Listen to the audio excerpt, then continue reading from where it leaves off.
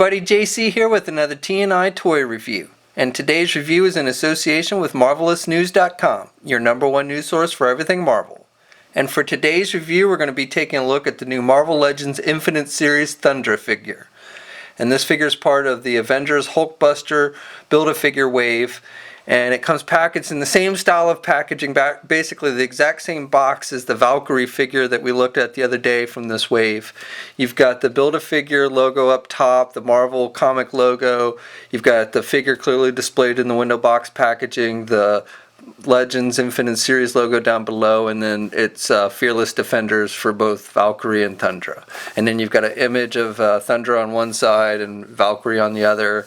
You've got the image of the two figures on the back with a little brief bio for them in multiple languages, and then a look at the figures and the rest of the figures in the wave. Okay, so let's get this open and take a look at what's inside. Okay, so here's a look at the figure outside of the packaging. Now the figure comes with the left arm for the Hulkbuster Build-A-Figure. And again, just like I said with the right arm, it's a very heavy piece. And you can see it's a decent size. Now, we've got one more figure to go with Blizzard that we'll be looking at tomorrow, and then we'll have the Hulkbuster figure, all the pieces ready to assemble, and we'll be doing a review for the Hulkbuster, should be on Friday. So I know a lot of you have been waiting for that one, so like I said, Blizzard tomorrow and then Hulkbuster on Friday. Thundra also comes with this chain that's got a little ball on the end. I've actually done some nice paint detail on this one with the washwork on the chain and everything, so I do like that. I don't really know, I'm not that familiar with this character, so I don't know what the deal is with the ball and chain, but it's a very small little ball and a very long chain. But I do like the washwork on the chain. Unlike the Valkyrie figure where it didn't have a lot of detail on the paint apps for her sword, they have given this one decent paint applications on the accessory. Okay, so the figure uses mostly parts from the Red She-Hulk figure. The arms, the legs, and the lower torso appear to be from the She-Hulk. Now the heads are different, obviously, and the hands are different. And then the upper torso appears to be different as well. For some reason, Thundra has a hole in her back. So I'm assuming this is a reused part from another figure, but I'm not sure which one. I can't recall any females that have holes on their back. Possibly the new Marvel Legends, the new Ant-Man Legends Wasp figure. I don't know for sure she has a hole in her back, but I'm assuming maybe she does because of the wings.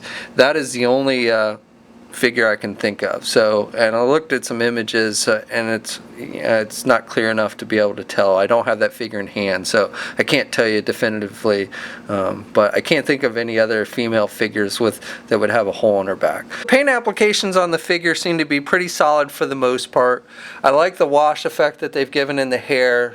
She's got that red hair, but they've given her some dark wash effect to give it added texture, so I like that. She's got the silver metallic headband in her hair. I like the face sculpt on the figure for the most part. I think it looks pretty good. She's kind of got that gritting her teeth look, but Thundra strikes me, I'm not super familiar with the character, but she always kind of strikes me as one of those angry type characters, so the gritting teeth seems kind of fitting. The skin tones on the figure are pretty decent, so the face, the midsection, and her one arm, I think the skin tones all look really good.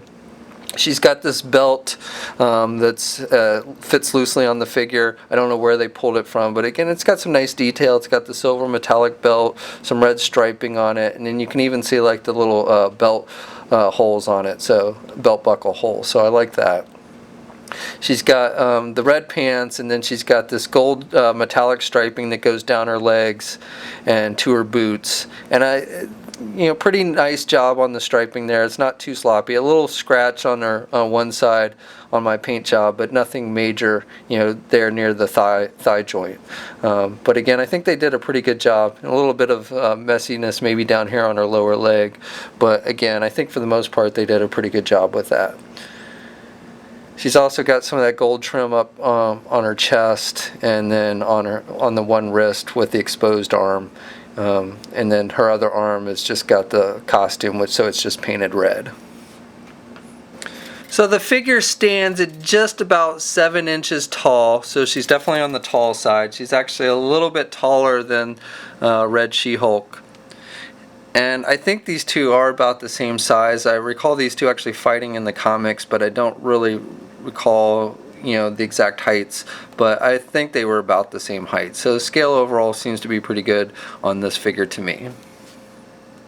Okay, so articulation on the figure is pretty good except for the head. She really has no movement on the head because of her hair. It's a very hard plastic with the hair they've used, so she can't really turn her head without popping it off the ball joint, and she doesn't really have any up or down movement either. So again, very little movement at the head. She's got the standard ball hinge joint at the shoulders, so she can get her arm out good, and she's got good rotation there at the shoulder. She's got the bicep swivel. She's got a single hinged elbow, so she can bend her elbow about that much. And then she has the swivel and the hinge on the wrist, so she's got up and down movement with the wrists. She's got the midsection joint, so she can look left and right there at the midsection as opposed to the head. And she's got a little bit, you can do the figure back a little bit, but not a whole lot in the way of crunch. And you can kind of pivot to the left and right. She does not have a waist swivel. Standard ball joints for the legs, so she can do the splits about that much. You can get her leg forward good, but you can't really do it back too much because of the way her butt's sculpted. She has a thigh swivel. She has the double jointed knee, so she has good bending at the knee. And then she has the ankle pivot. And then 2 peg holes on the bottom of her feet. Okay, so that's my review. Overall, I think this is a pretty solid figure, decent paint applications, nice sculpting.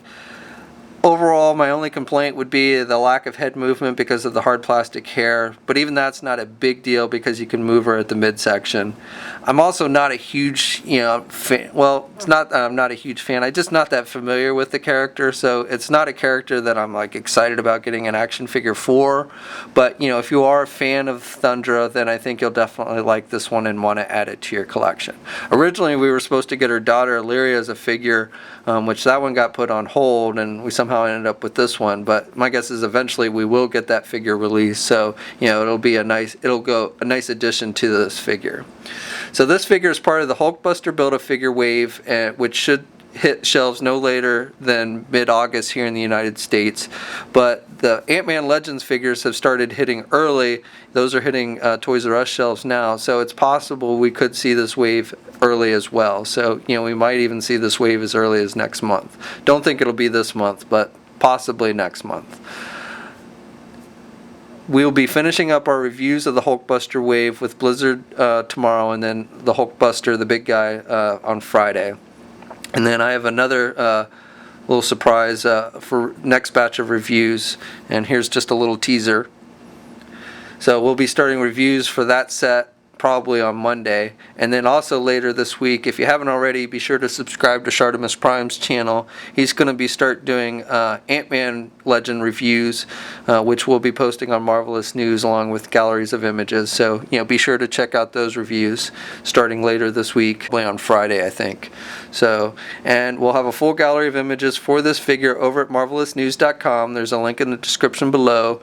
And as always, we ask, please leave a comment. Let us know what you think. If you're so inclined, please like the video. And if you haven't already, please subscribe. And until next time, I'll catch you later.